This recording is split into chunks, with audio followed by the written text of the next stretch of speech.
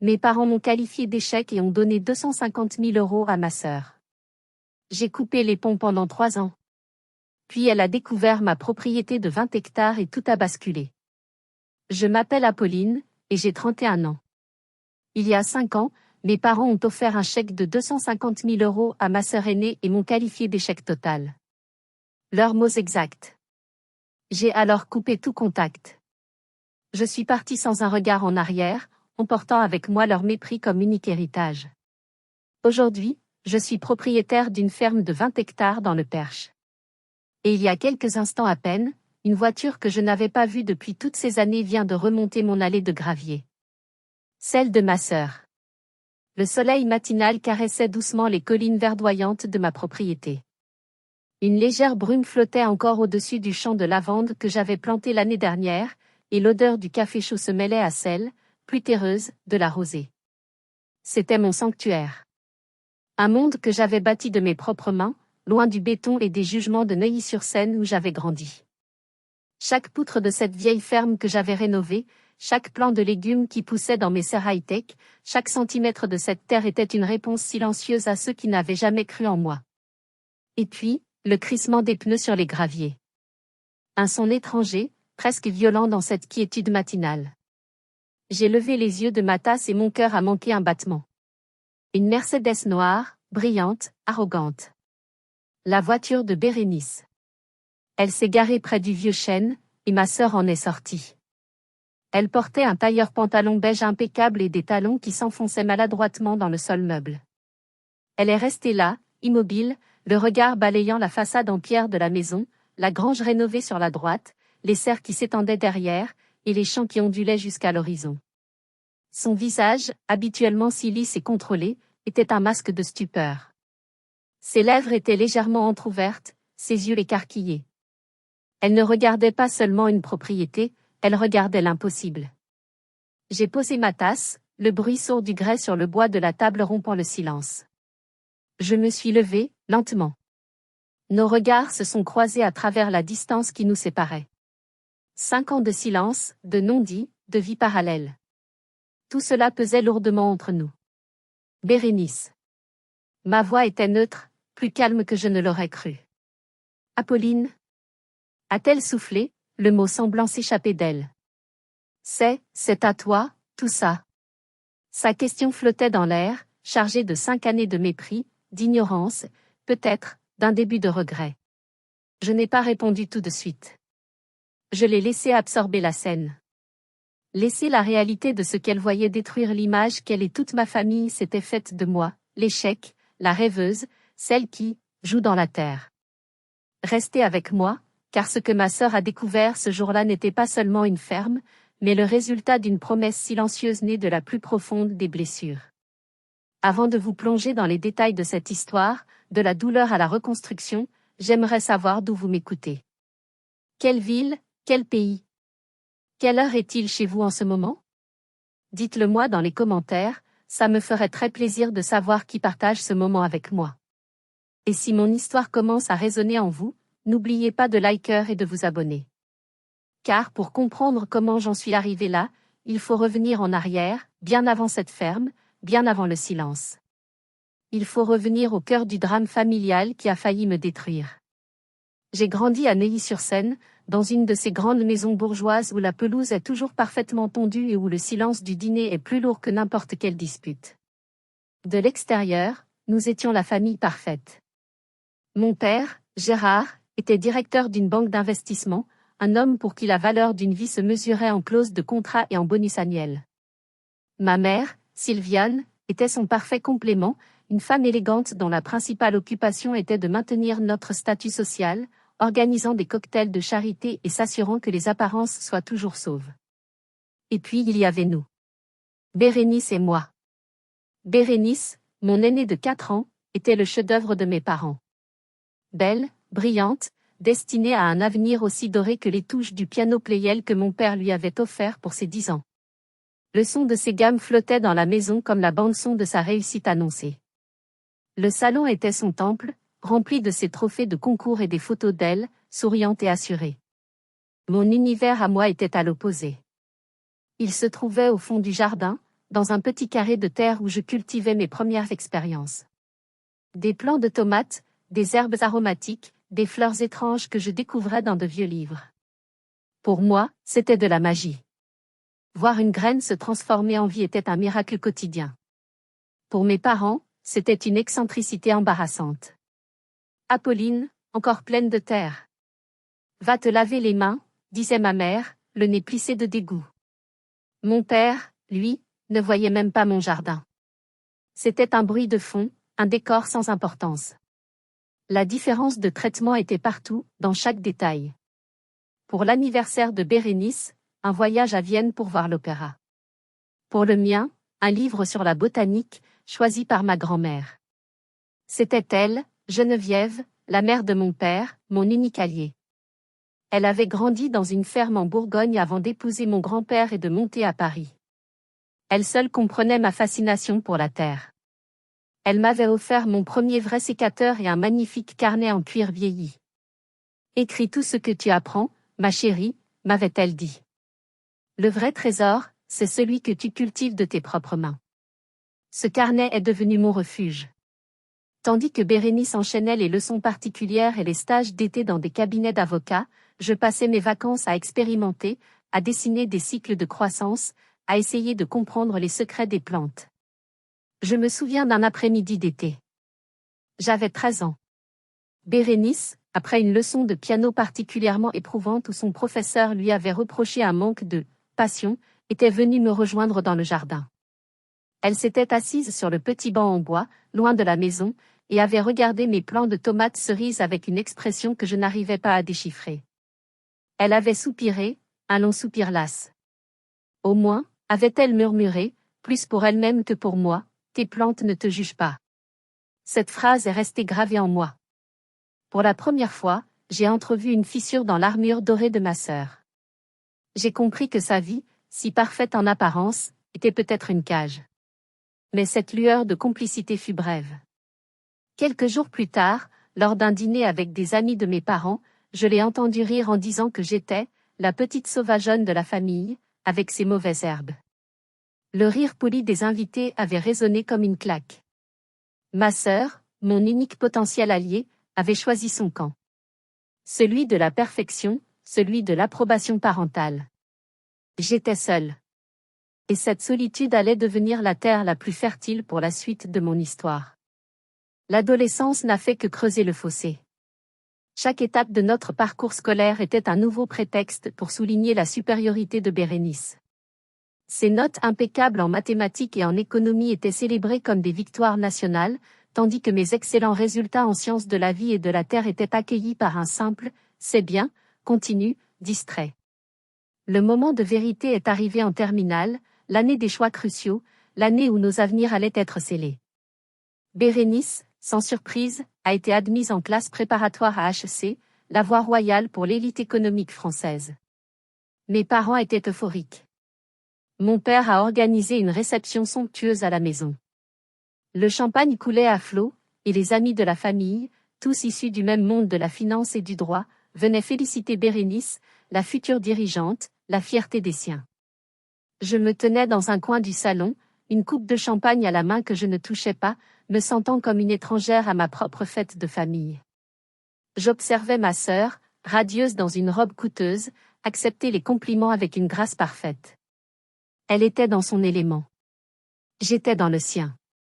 Plus tard dans la soirée, alors que je parlais avec ma grand-mère Geneviève, mon père s'est approché, un grand sourire aux lèvres, le bras passé autour des épaules d'un de ses associés. « Et voici ma cadette, Apolline », a-t-il dit avec une indulgence amusée. L'associé m'a souri poliment. « Alors, jeune fille, vous suivez les traces de votre brillante sœur? Une école de commerce aussi ?» Mon cœur s'est serré. C'était le moment. J'ai pris une profonde inspiration. Non, monsieur. Je vais postuler à AgroParisTech. Je veux étudier les sciences de l'environnement et l'agriculture durable. Un silence glacial est tombé sur notre petit groupe. Le sourire de mon père s'est figé. Son associé a eu un mouvement de recul presque imperceptible. AgroParisTech, a répété mon père, comme s'il n'avait jamais entendu ce nom. Puis, un petit rire sec, plein de mépris, lui a échappé. Pour devenir fermière? Le mot a été lâché. Fermière. Dans sa bouche, ce n'était pas une profession, c'était une insulte, le synonyme d'un échec social cuisant. Ma mère, qui avait senti la tension, s'est approchée rapidement. Gérard, laisse-la. Apolline a toujours été proche de la nature. C'est sa passion. Sa voix se voulait apaisante, mais elle ne faisait que confirmer que mon choix était une sorte de caprice, une fantaisie d'enfant qui n'avait pas sa place dans le monde réel des adultes responsables. Plus tard, en aidant à débarrasser, j'ai surpris une conversation entre mon père et son associé dans le bureau. La porte était entr'ouverte. « Ne vous inquiétez pas pour Apolline », disait mon père avec un soupir exaspéré. C'est une phase. Elle finira bien par comprendre où est le véritable argent. Bérénice, elle, c'est différent. Bérénice, c'est mon meilleur investissement. Mon meilleur investissement. Ces mots ont résonné en moi toute la nuit. Nous n'étions pas ses filles. Nous étions des actifs, des placements financiers. L'une était une action de premier ordre, promise à des dividendes élevés. L'autre, une obligation à risque, probablement destinée à la faillite. Ce soir-là, j'ai compris que je ne me battais pas seulement pour un choix de carrière. Je me battais pour le droit d'être considérée comme une personne, et non comme une ligne sur un bilan comptable. Et cette bataille, je savais que je devrais la mener seule. Comme prévu, mon admission à AgroParisTech a été une non-nouvelle. Pas de fête, pas de champagne. Juste un virement mensuel pour le loyer de ma chambre de bonne de 12 mètres carrés sous les toits de Paris, et un commentaire de mon père, essaie au moins de ne pas gaspiller notre argent. Pendant ce temps, Bérénice intégrait HEC et s'installait dans un charmant 2 pièces près du campus, tièrement meublé par mes parents. Ses publications sur les réseaux sociaux la montraient à des week-ends d'intégration, des soirées de gala, des rencontres avec des anciens élèves devenus PDG. Elle construisait son réseau. Moi, je construisais des mini-écosystèmes sur mon balcon. Ma vie était un constant numéro d'équilibriste. Les cours, passionnants, me demandaient une concentration totale. Mais pour financer mes livres, mes sorties et mes projets personnels, je devais travailler. J'ai trouvé un poste de serveuse dans un café près de la fac, 3 soirs par semaine et tout le week-end. Mes mains sentaient en permanence un mélange de terreau et de café brûlé. Souvent, je rentrais si tard que je m'endormais sur mes livres, la lumière de ma lampe de bureau comme seule compagnie. Les rares fois où je rentrais à Neuilly pour le week-end, le fossé se creusait davantage. Les conversations tournaient autour des stages prestigieux de Bérénice à la City de Londres ou à la Défense. Quand j'essayais de parler de mes recherches sur l'agriculture hydroponique ou de mon projet de jardin partagé sur le toit de l'université, je voyais le regard de mon père se glacer d'ennui. Ma mère changeait de sujet, demandant si j'avais rencontré un gentil garçon. Ma seule bouffée d'air pur restait ma grand-mère, Geneviève. Mais sa santé déclinait. Un cancer agressif la rongeait. Je passais tous mes moments libres à son chevet, dans sa petite maison de banlieue où le jardin semblait être le dernier rempart contre la maladie. Nous parlions pendant des heures, de mes cours, de mes rêves. Elle m'écoutait avec une attention que je ne trouvais nulle part ailleurs. Un après-midi de printemps, alors que le soleil filtrait à travers les rideaux de sa chambre, elle a pris ma main dans la sienne, devenue si frêle. Sa voix n'était plus qu'un murmure. « Apolline, promets-moi une chose. » J'ai hoché la tête, la gorge serrée. Ne laisse jamais personne te faire croire que ton travail vaut moins parce qu'il ne se compte pas en billets. La vie, la vraie, ça pousse. Ça ne s'accumule pas dans un coffre-fort. Elle a serré ma main un peu plus fort. Ton père s'est perdu en chemin. Ne fais pas la même erreur. Ce furent parmi ses dernières paroles cohérentes. Elle est partie 2 semaines plus tard, emportant avec elle le seul regard approbateur que ma famille m'ait jamais posé. Dans le tiroir de sa table de nuit, ma mère a retrouvé une petite boîte. À l'intérieur, il y avait le carnet en cuir qu'elle m'avait offert, qu'elle avait dû récupérer lors d'une de mes visites, et une petite broche en argent en forme de feuille de ginkgo, délicatement ciselée. Une note l'accompagnait, pour ma petite pousse, qui deviendra un grand arbre. Je l'ai serrée dans ma main pendant toute la cérémonie funéraire, sentant le métal froid contre ma paume. C'était plus qu'un bijou. C'était un testament. Une mission. Ce jour-là, en regardant ma famille accepter les condoléances avec une tristesse de façade, j'ai su que je n'avais plus le droit de douter. Je devais honorer sa mémoire. Je devais devenir cet arbre, même si cela signifiait pousser seul, dans un sol aride et hostile. Les années qui ont suivi mon diplôme ont été à la fois les plus difficiles et les plus enrichissantes de ma vie. J'avais 26 ans. Pendant que Bérénice gravissait les échelons dans une grande banque d'affaires, avec un salaire qui faisait briller les yeux de ma mère, j'avais accepté un poste de coordinatrice de projet dans une petite association parisienne qui créait des jardins communautaires dans des quartiers défavorisés. Mon salaire était modeste, pour ne pas dire précaire. Je vivais dans un studio minuscule mais lumineux dans le 19e arrondissement, et chaque fin de mois était un défi. Mais j'aimais mon travail. J'aimais voir le regard des enfants s'émerveiller devant une carotte qu'ils avaient eux-mêmes plantée. J'aimais enseigner aux habitants comment composter, comment créer un lopin de terre fertile sur un bout de béton. Je sentais que ma vie avait un sens, un impact tangible, loin des bilans financiers et des cours de la bourse. Ma famille, bien sûr, ne voyait pas les choses de la même manière. Pour eux, j'étais la cause perdue, celle qui avait gâché son intelligence. Nos rencontres étaient devenues rares, et toujours tendues. Puis est venue l'annonce des fiançailles de Bérénice. Elle allait épouser Augustin, le fils d'un des plus gros clients de mon père. Un mariage parfait, une fusion stratégique autant qu'une union amoureuse. Ma mère était au comble du bonheur et a immédiatement commencé à organiser un dîner de fiançailles somptueux dans leur maison de Neuilly. J'y suis allée avec une appréhension grandissante. Je savais que la soirée serait une ode à la réussite de Bérénice, et par conséquent, une mise en accusation silencieuse de ma propre vie. La maison était méconnaissable, transformée par des compositions florales extravagantes. Les invités étaient un concentré du monde de mes parents, banquiers, avocats d'affaires, héritiers. Je ne connaissais personne. Le dîner fut une succession de toasts à la gloire du couple. On a loué l'intelligence de Bérénice, le charme d'Augustin, la perfection de leur union. Je souriais, j'applaudissais, jouant mon rôle de petite sœur effacée. Et puis, le moment est arrivé. Après le plat principal, mon père s'est levé, une coupe de champagne à la main, le visage rougi par le vin et la fierté. Il a porté un toast vibrant à l'avenir de sa fille aînée. Et puis il a marqué une pause théâtrale. Pour vous aider à commencer votre vie commune sur des bases solides, dignes de ce que vous représentez, a-t-il déclaré d'une voix forte, ta mère et moi souhaitons vous offrir votre apport pour votre premier nid. Il a sorti une enveloppe de la poche intérieure de sa veste et l'a tendue à Bérénice. Un silence respectueux s'est installé. Ma sœur a ouvert l'enveloppe, a sorti le papier qu'elle contenait. Ses yeux se sont légèrement écarquillés. Elle l'a montré à Augustin, qui a laissé échapper un sifflement admiratif. Mon père a savouré son effet. 250 000 €. La salle a explosé en applaudissements et en exclamations. 250 000 €. La somme a résonné dans ma tête comme un coup de tonnerre. C'était plus que ce que je gagnerais probablement en 10 ans de ma vie. C'était une somme qui pouvait changer une vie. Leur vie.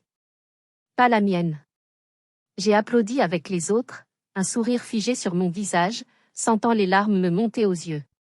Plus tard, alors que les invités prenaient le café dans le salon, je me suis réfugiée dans la cuisine, prétextant vouloir aider le traiteur.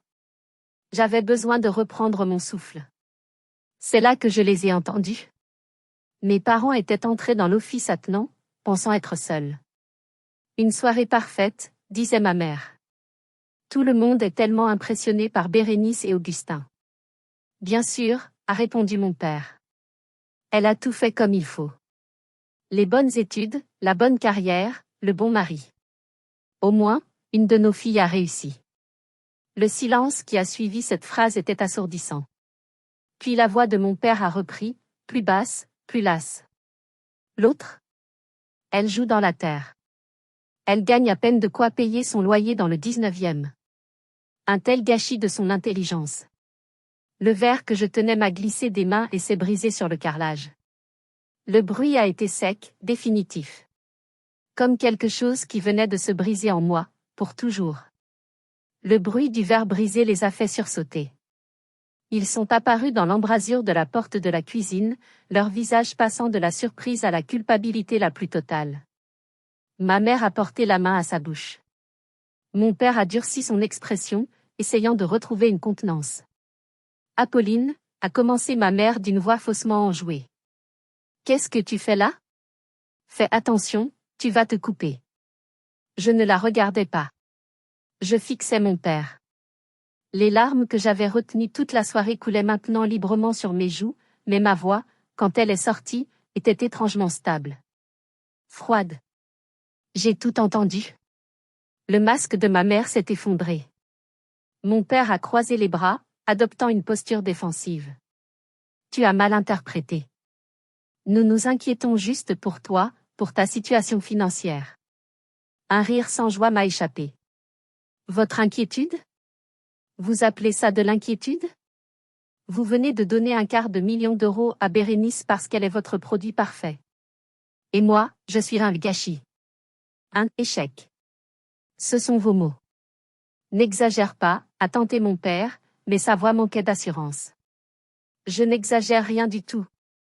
J'ai haussé le ton pour la première fois de ma vie face à lui. Ma vie entière, vous m'avez fait sentir que j'étais moins bien. Moins intelligente, moins ambitieuse, moins digne d'intérêt. Mon travail, qui aide des gens, qui crée du lien, qui nourrit des communautés, vous l'appelez « jouer dans la terre ». Mais ça ne te rapporte rien, a-t-il explosé, retrouvant sa colère. Nous vivons dans le monde réel, Apolline. Un monde où l'argent assure la sécurité, le respect. Bérénice l'a compris. C'est pour ça que nous l'aidons. Elle a prouvé qu'elle était responsable. La pièce semblait tourner autour de moi. Chaque mot était un coup de poignard. Donc, la responsabilité, c'est de suivre le chemin que vous avez tracé. Et tout le reste, c'est de l'échec. Mon père a eu un geste d'impatience. Son visage était rouge. Il a prononcé la phrase. La phrase qui a tout scellé. Pourquoi investirions-nous dans ton avenir alors que tu as choisi l'échec ? L'échec. Le mot a résonné entre nous, final, brutal. Ma mère a fermé les yeux, comme pour ne pas voir la destruction qu'il venait de causer. Mais elle n'a rien dit. Son silence était un consentement. Un calme étrange s'est emparé de moi. Les larmes se sont arrêtées. J'ai regardé mon père, puis ma mère. Je ne voyais plus mes parents. Je voyais deux étrangers dont les valeurs étaient aux antipodes des miennes. D'accord, ai-je dit doucement. Merci. Au moins, c'est clair maintenant. Je me suis retournée, j'ai contourné les débris de verre sans même y prêter attention. Je suis retournée dans le salon, j'ai pris mon sac et mon manteau. Je suis allée vers Bérénice et Augustin, je leur ai souhaité tout le bonheur du monde avec un sourire que je ne sentais pas. Puis je suis partie. Personne n'a essayé de me retenir. Dans ma voiture, sous la pluie battante qui avait commencé à tomber, j'ai pris mon téléphone. J'ai ouvert mes contacts. Papa. Supprimé. Maman. Supprimé. J'ai bloqué leur numéro. Je suis allée sur les réseaux sociaux. Se désabonner. Bloquer. Chaque clic était libérateur. Douloureux, mais libérateur. C'était fini. Je n'attendrai plus jamais leur approbation. Je ne chercherai plus jamais un signe de fierté dans leurs yeux. Avant de démarrer, j'ai posé ma tête sur le volant et j'ai pleuré. J'ai pleuré la fin de mon enfance, la perte de ma famille, la solitude terrifiante qui s'ouvrait devant moi. Mais au milieu de ce chagrin, une nouvelle sensation a commencé à naître. Une étincelle. Une rage froide et déterminée. Je me suis redressée. J'ai essuyé mes larmes. J'ai regardé la grande maison illuminée dans mon rétroviseur. Vous n'investissez pas en moi, ai-je murmuré à leur reflet. Mais je vais investir en moi-même. Si vous aviez été à ma place ce soir-là, qu'auriez-vous fait ? Auriez-vous essayé de vous expliquer encore ? Où seriez-vous parti comme moi ? Dites-le moi dans les commentaires, vos avis m'intéressent vraiment. Car la décision que j'ai prise cette nuit-là a tout changé. Elle m'a mise sur un chemin de solitude et de difficulté, mais aussi, sans que je le sache encore, sur le chemin de ma plus grande force. Les premiers mois furent un enfer. Le vide laissé par ma famille était un gouffre béant. Chaque dimanche, le silence de mon téléphone était une torture. J'ai quitté mon travail à l'association, sachant que je ne pourrais jamais construire quelque chose de grand avec un salaire de misère. J'ai utilisé le peu d'économies que j'avais et le petit héritage de ma grand-mère pour louer un minuscule local dans un quartier populaire, une ancienne boutique délabrée que j'ai transformée en atelier et laboratoire. C'est là qu'est née Pousse Urbaine. Mon idée était simple, développer des systèmes de culture verticale, compacts et ultra-performants, pour les restaurants et les épiceries fines de Paris qui voulaient des produits d'une fraîcheur absolue. Sur le papier, c'était génial. En réalité, c'était un cauchemar logistique et financier. Je travaillais 18 heures par jour. Je faisais tout, la conception des systèmes, la plomberie, la recherche de fournisseurs, la comptabilité, le démarchage commercial. Je vivais de pâtes et de conserves. Ma vie sociale était inexistante. Mes seules conversations étaient avec mes plantes. Il y a eu des moments de doute si profonds que j'ai cru que j'allais sombrer. Je me réveillais en pleine nuit, en sueur, la voix de mon père résonnant dans ma tête, « Tu as choisi l'échec ». Le coup de grâce est venu 6 mois après le début de l'aventure. J'avais enfin décroché un contrat pilote avec un grand restaurant en vogue. C'était ma chance, celle qui pouvait tout changer.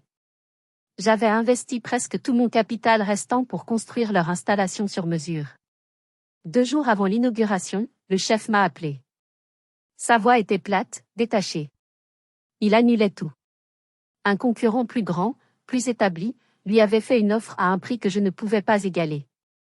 Il n'y avait pas de contrat signé, juste un accord de principe. J'avais été naïve. Ce soir-là, j'ai touché le fond. J'étais assise par terre dans mon atelier froid, entourée de tubes en PVC et de pompes à eau silencieuses. J'étais ruinée. J'ai regardé mes prototypes de salade qui poussaient vaillamment sous leur lampe LED, et pour la première fois, je les ai détestées. Elles étaient le symbole de mon échec.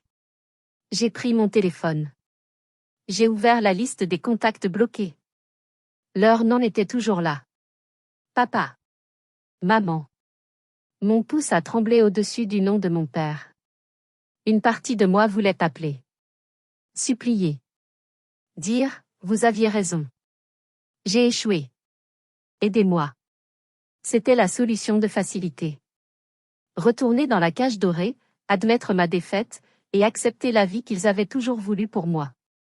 Mon regard est tombé sur mon établi. À côté des schémas techniques et des factures impayées, il y avait le vieux carnet en cuir de ma grand-mère. Je l'ai pris. Je l'ai ouvert à une page au hasard. Son écriture penchée disait « La terre nous apprend la patience. Une graine ne devient pas un arbre en un jour. Il y a des tempêtes, des sécheresses. Mais si les racines sont solides, elles se relèvent toujours. » J'ai fermé les yeux, serrant le carnet contre ma poitrine.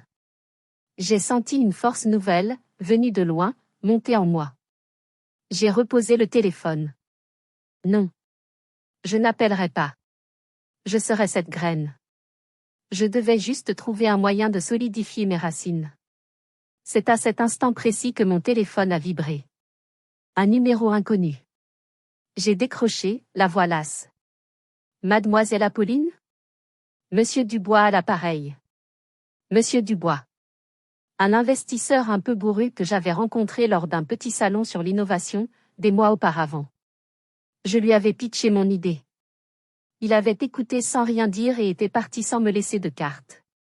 Oui, c'est moi, ai-je répondu, sans grand espoir. J'ai entendu parler de vos mésaventures avec le restaurant, a-t-il dit. Le monde des affaires est une jungle. Alors, vous abandonnez ? Sa question était directe, presque brutale. J'ai senti la rage de la veille au soir remonter. Non, ai-je répondu, ma voix retrouvant soudain sa fermeté. Certainement pas. Il y a eu un silence à l'autre bout du fil. Puis je l'ai entendu sourire. Bien. J'investis dans le caractère, mademoiselle, pas seulement dans la technologie. Vous en avez. Montrez-moi ce que vous pouvez faire avec 50 000 euros. J'ai cru que j'avais mal entendu. 50 000 euros. Ce n'était pas une fortune, mais c'était de l'oxygène. C'était une seconde chance. Cet argent n'était pas un cadeau. C'était un test. Et cette fois, je n'avais pas le droit de le rater. Si vous êtes arrivé jusqu'ici, laissez un commentaire pour nous dire ce que vous auriez fait à la place d'OP. Vous pouvez aussi écrire simplement le chiffre 1 pour montrer que vous suivez encore. Et dites-nous, vous regardez cette histoire depuis quelle région ou quel pays? Les 50 000 € de Monsieur Dubois n'ont pas transformé ma vie en conte de fées. Ils m'ont juste permis de survivre et de pivoter. J'ai compris mon erreur, j'avais visé trop gros, trop vite. J'ai changé de stratégie. Fini les grands restaurants branchés. Ma nouvelle cible serait les marchés de niche, ceux qui valorisaient la qualité et l'innovation plus que le prix. Je me suis concentré sur 2 types de clients, les épiceries fines bio haut de gamme, et les chefs étoilés qui cherchaient des herbes rares et des micro-pousses avec un goût incomparable, cultivés à quelques kilomètres de leur cuisine. La bataille fut rude. Je passais mes journées à faire des livraisons moi-même dans ma vieille fourgonnette, et mes soirées à perfectionner mes systèmes. J'ai développé des profils nutritifs sur mesure, ajustant la lumière et les nutriments pour chaque type de plante afin d'en exalter les saveurs. Mon slogan est devenu « La fraîcheur n'est pas une option, c'est un ingrédient ». Le premier à me faire confiance fut le propriétaire d'une petite chaîne de magasins bio très réputée à Paris. Il a été séduit par mon histoire, mais surtout par la qualité de mes produits. Il a accepté d'installer un petit mur de culture dans son magasin phare du Marais. Le succès a été immédiat. Les clients adoraient l'idée de cueillir leur propre basilic ou leur propre menthe. La presse spécialisée a commencé à parler de « pousse urbaine ». Ce premier succès en a attiré d'autres. Un chef 2 étoiles au Michelin m'a contacté. Il voulait une variété spécifique de cresson que personne n'arrivait à cultiver à Paris. J'ai passé 3 semaines à faire des tests jour et nuit dans mon atelier. Quand je lui ai enfin apporté le premier échantillon, il l'a goûté, a fermé les yeux, et a simplement dit « C'est le goût de mon enfance. Je vous prends toute votre production. » L'entreprise a commencé à décoller. Lentement, mais sûrement. J'ai pu embaucher ma première employée, une jeune ingénieure agronome aussi passionnée que moi. Puis un technicien. L'atelier est devenu trop petit. Nous avons déménagé dans un entrepôt plus grand en proche banlieue. Pendant ces années de construction, ma vie personnelle est restée en jachère. Je n'avais pas de temps pour les relations, pas de temps pour les vacances. Chaque euro gagné était réinvesti dans l'entreprise. Mais je n'étais plus seule. J'avais une petite équipe qui croyait au projet. Et pour la première fois, je me suis versé un vrai salaire. Rien d'exorbitant, mais assez pour quitter mon studio et emménager dans un petit 2 pièces un peu plus confortable. Je ne pensais presque plus à ma famille. La blessure était toujours là, mais elle était recouverte par des couches de travail acharné et de petites victoires. Parfois, une cousine éloignée m'appelait pour me donner des nouvelles. Bérénice avait été promue. Mes parents avaient acheté une nouvelle maison en Provence. Ces informations me parvenaient comme l'écho d'un monde lointain auquel je n'appartenais plus. J'ai commencé à mettre de l'argent de côté. Non pas pour un appartement ou une belle voiture. J'avais un autre rêve, un rêve secret, né dans le petit jardin de mon enfance et nourri par les paroles de ma grand-mère. Un rêve de terre. D'espace.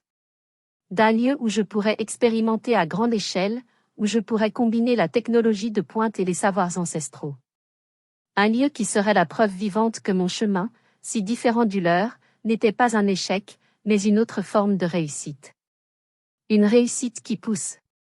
Ce rêve portait un nom, la ferme.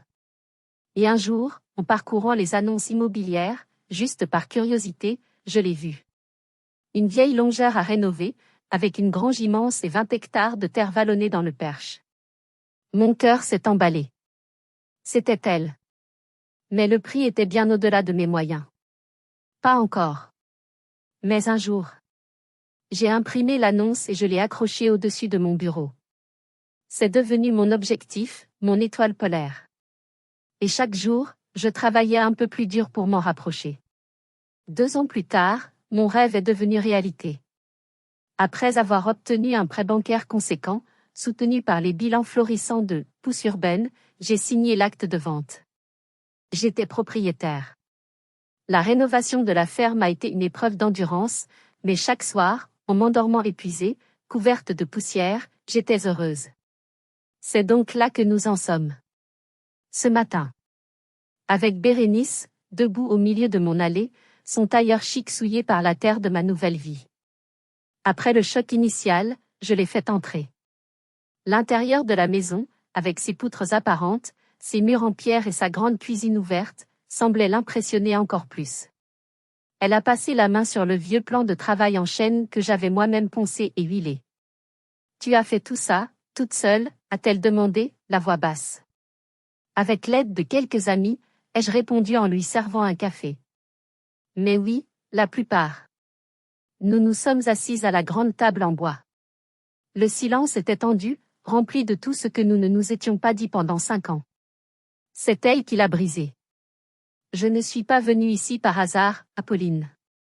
Je l'ai regardée, surprise. Ah non? Tu m'as dit que tu prenais une route de campagne. Elle a secoué la tête, un sourire triste aux lèvres.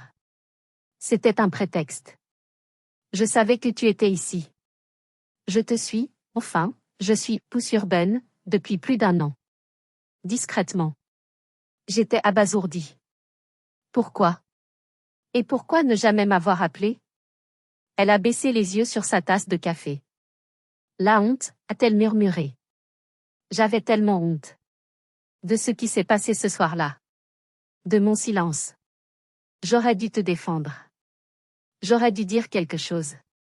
Je suis restée silencieuse, la laissant parler. Ma vie, Apolline?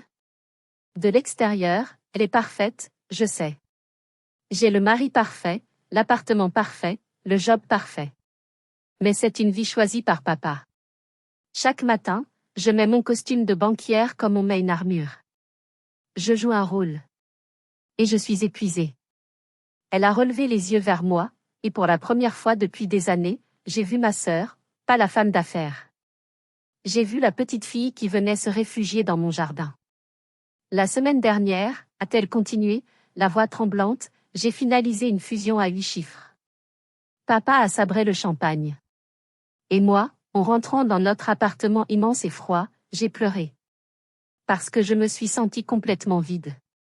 Le lendemain, au bureau, je suis tombée sur un petit article dans un magazine écologique. Pousse urbaine avait gagné un prix pour l'innovation durable. C'était un petit prix, rien de comparable à mes bonus. Mais en voyant ta photo, ton sourire, j'ai ressenti de la jalousie, Apolline. Une vraie jalousie. Pas pour l'argent ou le succès. Mais pour ta liberté. Pour ton bonheur. Il est réel, n'est-ce pas? J'ai hoché la tête, incapable de parler. Je le savais, a-t-elle dit avec un soupir. Tu vis ta vie. Moi, je vis la sienne. Nous sommes restés un long moment sans parler, laissant la vérité de ces mots s'installer entre nous. Ce n'était pas une excuse, c'était une confession. Et c'était peut-être le début de quelque chose. Un pont fragile jeté au-dessus du gouffre qui nous avait séparés. Après lui avoir fait visiter la ferme, les serres, le laboratoire, elle semblait de plus en plus fascinée. Elle posait des questions intelligentes, pertinentes. Son cerveau de financière analysait mon modèle économique avec une admiration non dissimulée. Alors que nous retournions vers sa voiture, elle s'est arrêtée. Elle a sorti son téléphone. Papa doit voir ça, a-t-elle murmuré, son doigt planant au-dessus du bouton d'appel. Mon cœur s'est arrêté. La panique m'a saisi. Bérénice, non. S'il te plaît. Il doit comprendre à quel point il s'est trompé. À quel point nous nous sommes tous trompés. J'avais construit ce monde pour m'échapper d'eux, pour me protéger de leur jugement. Et maintenant, elle était sur le point de les y faire entrer de force. Allais-je pouvoir supporter cette nouvelle confrontation? La semaine qui a suivi la visite de Bérénice a été étrange. Un mélange d'appréhension et d'une sorte de calme retrouvé. Le contact renoué avec ma sœur avait ouvert une brèche dans ma forteresse, mais je ne savais pas si c'était pour le meilleur ou pour le pire. Chaque fois qu'une voiture ralentissait sur la route départementale, mon estomac se nouait. Et puis, un samedi après-midi, ils sont venus. Sans prévenir. J'étais en train de vérifier le système d'irrigation dans l'une des serres quand j'ai vu leur Range Rover gris se garer à côté de la Mercedes de Bérénice. Car oui, ma sœur était là. Elle était revenue, comme pour me soutenir, ou peut-être pour assister au spectacle. Mon père et ma mère sont sortis de la voiture. Ils semblaient déplacés, presque intimidés par l'immensité de l'endroit. Ma mère portait un trench coat et des bottines qui n'étaient clairement pas faites pour la campagne. Mon père, lui, avait son éternel costume du week-end, un pantalon en toile et un cachemire, comme s'il venait inspecter une de ses filiales. Je suis sortie de la serre, essuyant mes mains sur mon jean. J'ai marché vers eux, le cœur battant à tout rompre. Bérénice est venue se placer à mes côtés, un geste de solidarité silencieux. Bonjour, ai-je dit, ma voix plus ferme que je ne l'espérais. Apolline, a répondu ma mère, le regard fuyant, balayant la propriété. C'est impressionnant. Mon père, lui, ne perdait pas de temps en politesse. Il me scrutait, puis les installations, avec le regard froid d'un analyste. Bérénice nous a parlé de tout ça. Nous voulions voir par nous-mêmes. Alors voyez, ai-je répondu, en faisant un geste large de la main. J'ai décidé de prendre le contrôle. C'était mon territoire. Je leur ai fait faire le tour, mais pas comme à Bérénice. Je ne leur ai pas parlé de passion, ni de mes rêves. Je leur ai parlé leur langage. Le langage des chiffres, de l'efficacité, du retour sur investissement. Dans la grange transformée en laboratoire, je ne leur ai pas montré la beauté des jeunes pousses, mais les graphiques sur mon ordinateur qui affichaient la croissance en temps réel. Ici, on optimise le spectre lumineux pour augmenter la teneur en nutriments de 15%, ce qui nous permet d'avoir un prix de vente supérieur de 20% à celui du bio traditionnel. Dans les serres, mon père a regardé les systèmes de tuyauterie complexes. Quel est ton ratio consommation d'eau rendement par mètre carré, a-t-il demandé, son ton était celui d'un examinateur. On est à 95% d'eau en moins que l'agriculture conventionnelle pour un rendement 6 fois supérieur sur la même surface, ai-je répondu du tac au tac. Il a hoché la tête, impressionné malgré lui. Ton système est breveté? 3 brevets déposés au niveau européen, ai-je précisé. Ma mère essayait de détendre l'atmosphère. C'est merveilleux, toutes ces salades. Tu pourrais nous en donner pour le dîner de ce soir? Je l'ai ignoré et j'ai continué, m'adressant uniquement à mon père. Je lui ai parlé de mes contrats avec les chaînes de distribution, de mon projet d'expansion, de la levée de fonds que je préparais. Je lui ai déroulé le business plan que j'avais mis des années à construire. Il ne disait rien. Il écoutait. Pour la première fois de ma vie, mon père m'écoutait. Pas Apolline la rêveuse, pas Apolline la fermière. Mais Apolline la chef d'entreprise.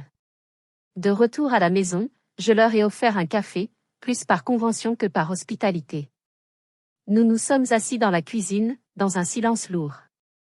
Mon père regardait par la fenêtre, son esprit semblant calculer, analyser. Ma mère observait nerveusement Bérénice et moi. Finalement, mon père a pris la parole, non pas avec la chaleur d'un père, mais avec le ton d'un investisseur évaluant une opportunité. Nous avons eu tort, a-t-il dit. Mon cœur a bondi. J'allais enfin entendre les mots que j'avais si longtemps attendus. Mais ce qui a suivi n'étaient pas les excuses que j'espérais. Nous avons eu tort, a-t-il répété, en se tournant vers moi. De ne pas voir le potentiel commercial. C'est un modèle économique astucieux. Tu as bien travaillé. Pas un mot sur la douleur. Pas un mot sur le mépris. Juste une validation froide et calculée de ma réussite financière. Avais-je vraiment gagné quelque chose, ou avais-je simplement réussi à leur prouver que ma passion pouvait, elle aussi, se transformer en argent? La validation de mon père, si froide et pragmatique soit-elle, a laissé un goût étrange dans ma bouche. C'était à la fois une victoire et une déception. Il reconnaissait mon succès, mais uniquement à travers le prisme qui avait toujours été le sien, celui de la rentabilité. Ma mère a senti mon trouble. Elle a posé sa main sur le bras de mon père, comme pour l'adoucir. Ce que ton père veut dire, Apolline, c'est que nous sommes fiers de toi. Nous avons été aveugles. Nous n'avons pas compris. Vous n'avez pas voulu comprendre, ai-je corrigé doucement. Un silence. Bérénice, qui n'avait pas dit un mot, a pris la parole. C'est vrai. Et j'en suis responsable aussi. J'ai accepté le chèque. J'ai accepté le rôle de la fille qui a réussi. Et je n'ai rien dit quand vous avez été si dur avec Apolline. Mon père a semblé mal à l'aise. Aborder les émotions n'avait jamais été son fort. Il a préféré revenir sur un terrain qu'il maîtrisait. C'est précisément pour cela que nous sommes là. Pour réparer. Il m'a regardé droit dans les yeux. Nous avons longuement discuté avec ta mère. Nous voulons t'offrir la même chose qu'à Bérénice. Un chèque de 250 000 euros. Pour t'aider à te développer, à acheter du matériel, ou pour toi, personnellement. C'est juste une question d'équité. L'offre est tombée au milieu de la table, comme une bombe à retardement. 5 ans plus tôt, j'aurais pleuré de gratitude. J'aurais vu ce chèque comme la preuve ultime de leur amour, de leur reconnaissance. Mais aujourd'hui, j'avais changé. J'avais construit tout cela non pas grâce à eux, mais malgré eux. Leur argent, maintenant, me semblait presque insultant. Comme s'il pouvait effacer des années de mépris et de blessures. J'ai pris une profonde inspiration. Je vous remercie, ai-je dit, choisissant mes mots avec soin. Sincèrement. Mais je vais devoir refuser. Le visage de mon père s'est décomposé. Le rejet était une chose qu'il ne connaissait pas, refuser? Mais pourquoi? C'est-on dû? Non, ai-je répondu calmement. Mon dû, je l'ai gagné toute seule, chaque jour, depuis 5 ans. Pousse Urbaine est rentable et nous sommes en train de finaliser une levée de fonds. Je n'ai pas besoin de cet argent. Alors prends-le pour toi. Achète-toi un appartement à Paris, une voiture. A insisté ma mère. J'ai secoué la tête. Ma maison, c'est ici. Et ma vieille fourgonnette me convient très bien. Je les ai laissés absorber mon refus. Puis j'ai continué. Cependant, si vous voulez vraiment faire quelque chose de cet argent, j'ai une idée. Leurs regards se sont tournés vers moi, curieux. J'aimerais que nous utilisions cette somme pour créer une fondation. Une fondation au nom de grand-mère Geneviève. Le nom de ma grand-mère a fait tressaillir mon père. Cette fondation, ai-je poursuivi, sentant l'émotion monter en moi, offrirait des bourses à des jeunes femmes qui, comme moi, veulent se lancer dans l'agriculture durable ou les sciences de l'environnement, mais qui n'ont pas le soutien de leur famille. Je veux que cet argent serve à ce qu'une autre jeune femme passionnée par la terre n'ait jamais à entendre que son rêve est un gâchis. Ma dernière phrase a frappé juste. J'ai vu la couleur quitter le visage de mon père. Je venais de lui renvoyer ses propres mots, non pas avec colère, mais pour leur donner un nouveau sens.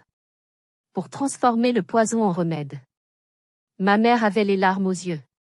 Bérénice m'a regardé avec une admiration que je n'avais jamais vue chez elle. Mon père est resté silencieux un long moment, le regard perdu dans le vague. Il semblait vieillir de 10 ans sous mes yeux. Pour la première fois, il ne me voyait plus comme un échec ou même un succès. Il me voyait peut-être comme l'héritière de l'esprit de sa propre mère. Une femme qu'il avait aimée, mais qu'il n'avait peut-être jamais vraiment comprise non plus. Finalement, il a hoché la tête, lentement. Maman aurait aimé ça, a-t-il dit d'une voix rauque. D'accord. Faisons-le.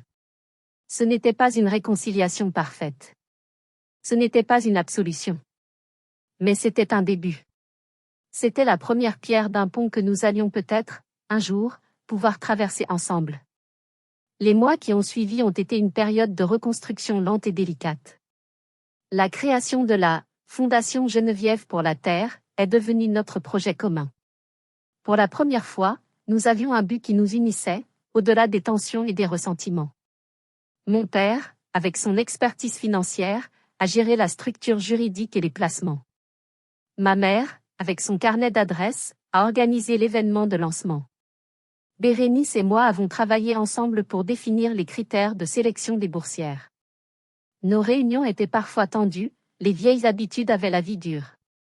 Mais nous apprenions à communiquer, à nous écouter. J'apprenais à leur faire une petite place dans ma vie, et eux apprenaient à respecter les limites que j'avais fixées. 7 mois plus tard, nous avons organisé la soirée d'inauguration de la fondation ici, à la ferme. Ce n'était pas une réception mondaine comme celle de mon enfance, mais un rassemblement chaleureux avec mes employés, mes amis, les premiers partenaires de la fondation, et notre famille. Ce soir-là, j'avais choisi de porter une robe simple, et sur le col, j'avais accroché la petite broche en forme de feuille de ginkgo que ma grand-mère m'avait laissée. Alors que je présentais les 2 premières lauréates de la bourse, 2 jeunes femmes brillantes et passionnées, mon regard a croisé celui de mon père. Il ne regardait pas la scène. Il regardait la broche. J'ai vu une lueur de tristesse et de regret passer dans ses yeux. Un instant fugace, mais sincère. Plus tard, alors que les invités discutaient joyeusement sous les guirlandes lumineuses que nous avions installées dans la grange, il s'est approché de moi. « Elle t'allait mieux qu'à elle », a-t-il dit doucement, en désignant la broche. « Elle aurait été si fière de toi, Apolline. Pas pour l'argent. Pour l'arbre que tu es devenu. » C'était la chose la plus proche d'un « je t'aime » que j'entendrais jamais de sa part. Et c'était suffisant.